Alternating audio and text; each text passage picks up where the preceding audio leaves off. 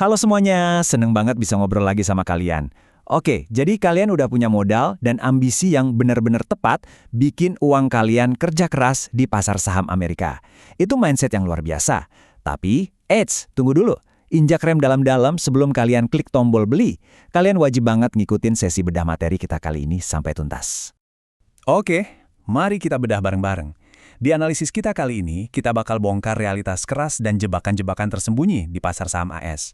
Kalau langkah-langkah krusial ini diabaikan, ya, bersiaplah ngelihat potensi cuan kalian menguap bahkan sebelum benar-benar mulai. Dan ini bukan sekedar teori di atas kertas ya, ini murni fakta di lapangan. Nah, ini dia checklist pra-penerbangan kita hari ini. Mulai dari pajak dan aturan, risiko mata uang, struktur pasar AS, valuasi dan ekonomi, lalu soal broker yang aman, dan bakal kita tutup dengan 3 pertanyaan terakhir. Kita masuk ke poin pertama, pajak dan aturan, atau bisa dibilang potongan tersembunyi pada dividen kalian. Jadi gini, investor pemula itu sering banget kelewat fokus ngitung proyeksi untung kotor, sampai mereka nggak sadar ada pihak yang ngambil bagian duluan. 30%. Gede banget kan? Ini realitas menakutkan yang jarang disadari. Pemerintah Amerika Serikat tuh secara otomatis bakal motong 30% dari setiap dividen yang dibayarkan ke kalian sebagai investor asing. Langsung kepotong gitu aja. Tapi, coba deh lihat perbedaan drastisnya secara matematis. Kalian sebenarnya bisa loh memangkas penalti pajak masif itu jadi separohnya, cuma jadi 15%. Gimana caranya? Gampang banget. Kalian tinggal manfaatin perjanjian pajak internasional antara Indonesia dan AS dengan ngisi formulir namanya W8BEN lewat broker kalian. Bener-bener sesederhana itu, tapi dampaknya luar biasa. Oh ya, satu pengingat penting nih. Keuntungan jual beli saham atau capital gain kalian di bursa AS itu bukan uang kaget yang bebas pajak sama sekali. Kalian tetap punya kewajiban buat ngelaporin profit tersebut sebagai bagian dari penghasilan kalian pas lapor pajak di tanah air. Jadi jangan sampai lupa ya. Lanjut ke poin kedua, risiko mata uang. Ibaratnya, kita lagi bermain di 2 pasar sekaligus. Yang bikin menarik adalah, banyak yang nggak sadar kalau pas masuk ke saham Amerika, secara nggak langsung kalian tuh juga lagi trading forex. Hitung-hitungannya lumayan kejam loh. Misalnya nih, saham kalian naik 10% dalam dolar AS. Wah, mantap kan? Tapi kalau di saat yang sama rupiah ternyata menguat 10% terhadap dolar, tebak berapa hasil akhirnya? Persis 0%. Untung saham kalian tadi benar-benar tersapu bersih cuma gara-gara pergerakan nilai tukar mata uang. Masuk ke bagian ketiga, struktur pasar AS. Ini dia, realitas kejam dari Wall Street yang harus kalian hadapi. Skala, likuiditas, dan kerumitan bursa Amerika itu ada di level yang beda jauh. Pertama, kalian bakal transaksi di tengah malam buta waktu Indonesia. Terus, kalian juga langsung dihadapkan sama akses short selling yang gampang banget, produk derivatif rumit kayak options, sampai ribuan pilihan ETF. Memang sih, alat-alat ini ngasih fleksibilitas yang keren abis. Tapi ingat, ini tuh pedang bermata dua yang siap ngehukum kesalahan kecil kalian secara fatal. Dan semua fitur super canggih tadi bikin pasar mereka benar-benar efisien secara brutal.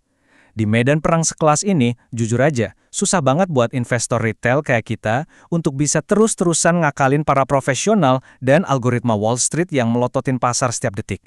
Mereka ngelakuin ini full time loh. Oke, sekarang bagian keempat.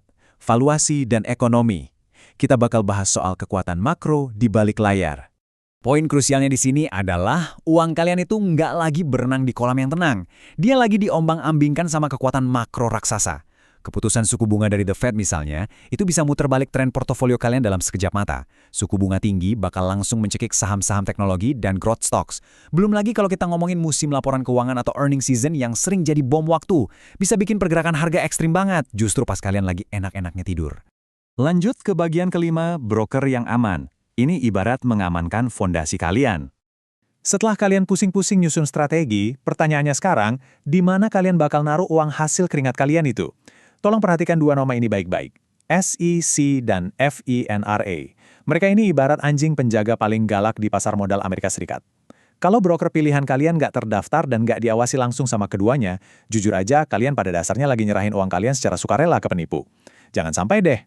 Tapi kalau kalian pilih broker yang diregulasi dengan benar, keuntungannya itu kerasa banget, $500.000 AS. Kalau sampai terjadi skenario terburuk, misalnya broker kalian tiba-tiba bangkrut, uang kalian itu dilindungi oleh lembaga namanya SIPC sampai batas nominal raksasa tersebut.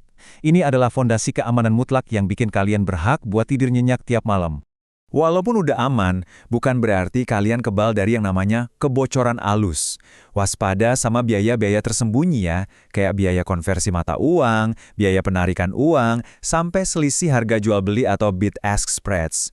Kelihatannya sih sepele, mikroskopis banget. Tapi percayalah, kalau diakumulasi setahun penuh, mereka ini diam-diam bisa ngegrogotin 1-2% dari total portofolio kalian. Ujung-ujungnya, kalian dipaksa buat cari untung lebih gede lagi cuma sekedar buat balik modal. Nah, kita sampai di bagian ke-6. 3 pertanyaan terakhir. Ini adalah ajang penilaian diri kalian yang paling utama. Anggap aja saya ini mentor kalian, dan saya mau ngasih PR wajib sebelum kalian diizinkan terjun. Kalian dilarang keras nekan tombol beli sebelum bisa jawab pertanyaan ini. Berapa persen sih dari total uang kalian yang benar-benar siap buat dialokasikan ke saham AS? Ingat, jangan pernah naruh semua telur kalian di satu keranjang, secanggih apapun atau semenggiurkan apapun narasi cuan yang kalian dengar di luar sana. Pertanyaan kedua, apa edge atau keunggulan pasti yang kalian miliki? Coba kita realistis sebentar. Setiap kali kalian mutusin buat beli suatu saham, itu berarti di Wall Street sana ada orang yang mutusin buat ngejual saham itu ke kalian. Jadi, apa yang bikin kalian merasa lebih tahu atau lebih pintar dari analis profesional yang ngulik laporan keuangan perusahaan tersebut 60 jam seminggu? Dan ini pertanyaan terakhir yang mungkin paling brutal. Apa rencana persis kalian kalau tiba-tiba portofolio kalian anjlok 30% besok malam? Jawaban, ya lihat situasi nanti deh. Itu bukan rencana ya. Kalian butuh strategi cut loss atau averaging yang konkret yang udah dipikirin dengan super matang bahkan sebelum kepanikan itu benar-benar ngehantam kalian.